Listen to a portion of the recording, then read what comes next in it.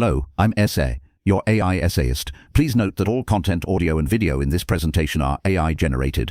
As AI can sometimes produce inaccuracies, I encourage you to verify any factual information presented. With that in mind, let's begin. The Treatise on Demonstrations of Problems of Algebra, composed by Omar Khayyam in the early 12th century, represents a seminal moment in the intellectual history of mathematics. It is a work of profound ambition, one that seeks to redefine the very foundations and scope of algebra as a scientific discipline. This essay provides a direct and systematic evaluation of the internal claims, methodologies, and conceptual frameworks presented within Khayyam's treatise. Moving sequentially through the work's primary components, the analysis will focus with exacting detail on the validity of its arguments, the ingenuity of its demonstrations, and the philosophical weight of its conclusions. The purpose is to illuminate the treatise from within, assessing its coherence and power on its own terms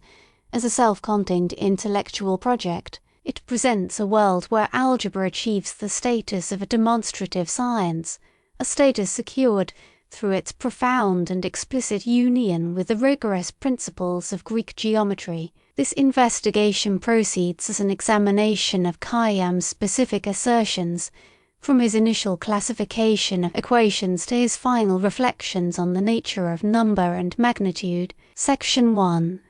The Prolegomena and the systematic classification of equations. The treatise commences with a philosophical and methodological introduction that functions as a bold manifesto for a new kind of algebra. Khayyam's central claim in this opening section is that algebra is an art of scientific and philosophical importance, one whose subject is the determination of unknown quantities, both numerical and geometric. He presents a critique of his predecessors, observing that their algebraic contributions, while valuable, remained confined to equations of the first and second degree and lacked the demonstrative certainty of geometry for higher-order problems. His foundational argument is that a true science of algebra must provide logically sound proofs for its solutions, a standard he believes can be met for cubic equations exclusively through the use of conic sections. The immediate and most powerful demonstration of this claim is his systematic classification of all equations up to the third degree. He enumerates 25 distinct species of equations,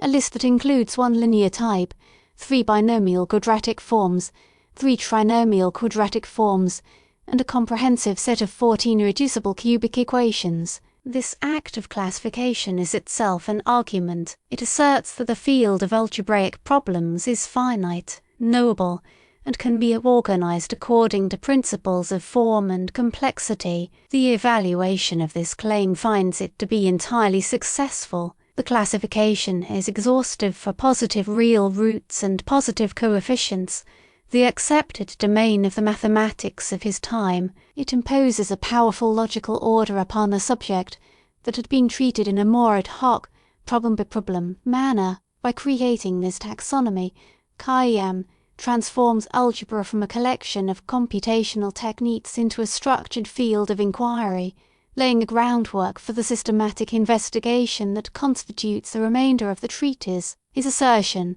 that these equations represent the complete set of problems for his domain is a correct and foundational step, providing the essential framework upon which his entire geometric project is. Section 2. The geometric resolution of trinomial cubic equations. Following his classification, Khayyam proceeds to the core of his work, the demonstration of solutions. He begins with the cubic equations composed of 3 terms. A representative case is the equation of a type where a cube plus sides equals a number, which in modern notation would be expressed as the cube of x plus the product of r and x is equal to b. Khayyam's claim is that a specific geometric construction using 2 conic sections will invariably yield a line segment whose length is the positive root of this equation. His methodology is a masterful synthesis of algebraic manipulation and geometric reasoning derived from Apollonius of Perga. He transforms the single algebraic equation into a system of 2 geometric equations. He might, for example, rewrite the equation algebraically to isolate the cubic term yielding the cube of x is equal to b minus the product of a and x. From here, he introduces a parabola defined by the property that the square of x is equal to the product of the square root of a and a new variable, y. Substituting this into the rearranged cubic equation produces a second, more complex equation relating x and y, which he demonstrates is the equation of a circle. The core of his claim rests on this procedure. The intersection of the defined parabola and the defined circle in the coordinate plane will produce a point, and the x-coordinate of this point is the solution to the original equation. A critical evaluation of this method confirms its complete logical and geometric validity. The algebraic substitution directly translates the properties of the cubic into a relationship between two curves. The geometric properties of the parabola and circle are well established, inherited from Greek geometry. Therefore, their point of intersection is a logically necessary consequence of the initial parameters of the equation. Khayyam's genius lies in identifying the precise conic sections and their specific orientations that, when intersected, would generate a solution. The demonstration is a pure existence proof. It validates that a solution exists and provides a method for its construction, fulfilling his initial promise to ground algebra in the certainty of geometry. The claim is sound. The methodology rigorous, result a powerful confirmation of his thesis. Section 3. The comprehensive solution of tetranomial cubic equations. Khayyam's ambition extends to the more complex tetranomial, or four-term, cubic equations. Here, he addresses forms such as a cube plus squares plus sides equals a number, represented today as the cube of x plus the product of a and the square of x plus the product of b and x is equal to c. His central assertion in this part of the treatise is that his geometric method, employing intersecting conics, remains sufficient for these more intricate cases. For each of the tetranomial forms, he presents a unique construction, typically involving the intersection of a parabola and a hyperbola. The methodological claim is that a specific transformation of the algebraic equation can always generate the definitions of two conic sections whose intersection solves the problem. For instance, in an equation involving a cube and squares,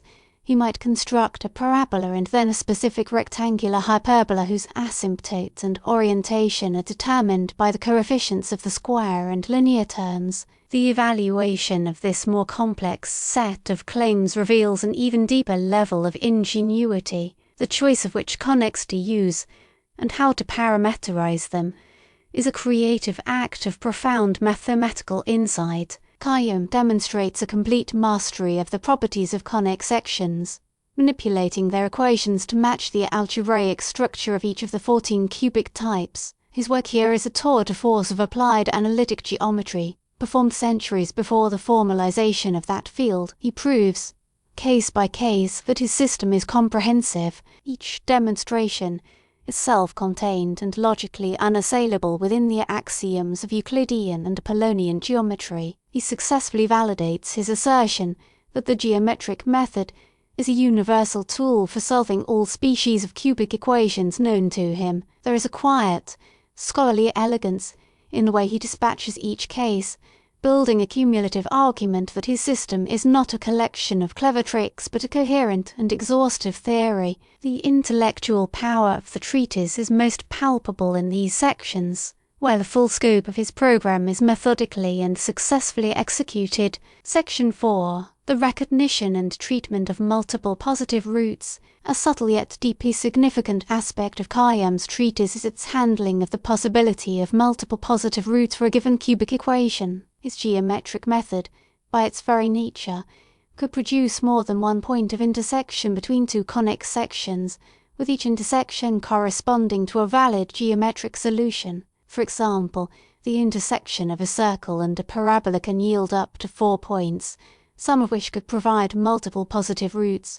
Khayyam's claim in this context is implicit. While he acknowledges the geometric reality of multiple intersections, his explicit focus remains on finding a solution that satisfies the equation. He discusses the conditions under which an equation might have more than one solution, or no solution at all, by analysing the tangency or separation of the conic sections. For example, he notes for the type a cube plus a number equals squares that, depending on the values of the coefficients, the hyperbola and circle he constructs might intersect twice, be tangent at one point, or fail to intersect at all. This analysis represents a claim to a deeper understanding of the nature of the equations. The evaluation of this aspect of his work reveals a fascinating intellectual state of affairs. Khayyam's geometry provided him with a tool that was, in a sense, more powerful than the algebraic framework he inherited. The conics revealed the full spectrum of positive solutions,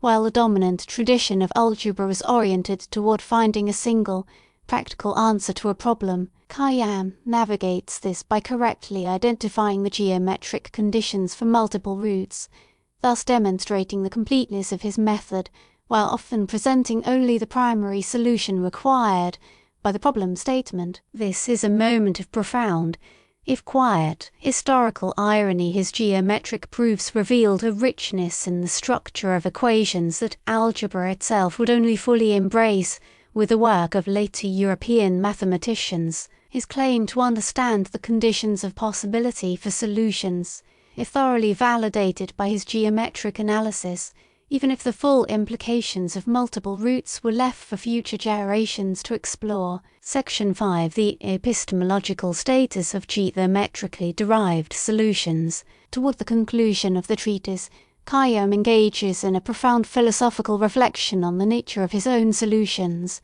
The central claim of this section is an epistemological one that the line segments produced by his geometric constructions are valid and legitimate solutions to algebraic problems, even when their lengths cannot be expressed as a whole number or a ratio of whole numbers. He confronts the classical distinction between number, which was understood as a discrete quantity in the arithmetical tradition, and magnitude, which was the continuous quantity of geometry. The problem arises because the intersection of two conics frequently yields a line segment whose length is incommensurable with a given unit length. The core of his argument is that the object of algebra is, ultimately, the unknown quantity, and this quantity can be determined with equal certainty and rigor through either arithmetic or geometry. He asserts that a solution whose existence and magnitude are demonstrated through a rigorous geometric proof is a perfectly valid entity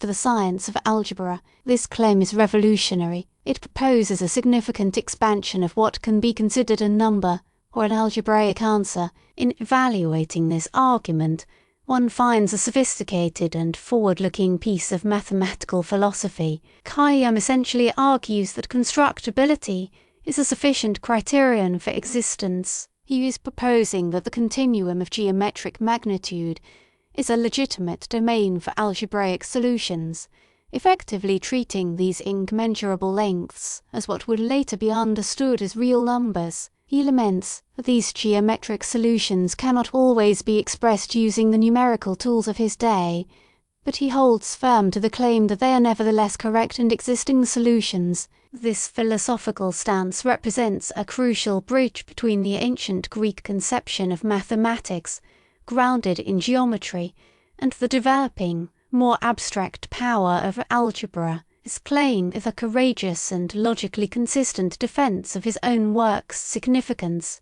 placing the evidence of geometric demonstration on an equal footing with the results of arithmetical calculation and thereby expanding the very meaning of solving an equation. Section 6. The appendix on the binomial expansion and numerical approximation. Certain manuscripts of Khayyam's treatise contain an appendix or related work discussing the extraction of roots, which includes what is effectively the binomial expansion for positive integer exponents. This section makes a different kind of claim that there exists a systematic method, analogous to long division, for finding numerical approximations of the roots of numbers. Khayyam, or a close contemporary, presents a table of coefficients for the expansion of a binomial of the form a plus b raised to a power, a structure known in the West as Pascal's triangle. The implicit claim is that this arithmetical tool can be used to approximate the roots of numbers to any desired degree of accuracy.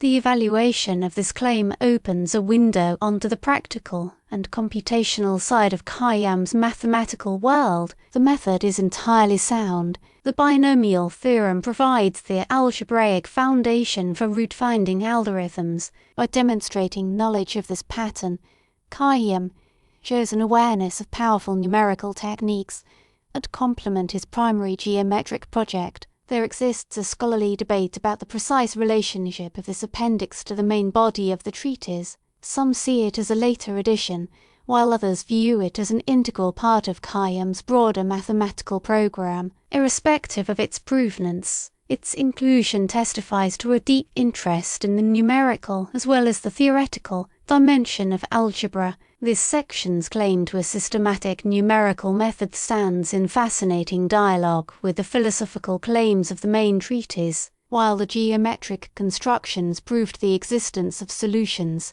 the binomial expansion offered a pathway, however laborious, to finding their numerical value. It suggests a complete mathematical mind at work, one that is equally comfortable in the abstract realm of geometric proof and the concrete world of arithmetical computation. The presence of this material validates, at Khayyam's intellectual ecosystem, included sophisticated methods for numerical approximation, reinforcing the idea that his turn to geometry for the cubics was a principled choice based on the need for demonstrative proof, a need that numerical approximation alone could form. In conclusion, a direct evaluation of the internal arguments of Omar Khayyam's treatise on demonstrations of problems of algebra confirms it as a work of exceptional logical coherence, methodological innovation, and philosophical depth. Each section builds upon the last, executing a grand and successful project to elevate algebra to a demonstrative science.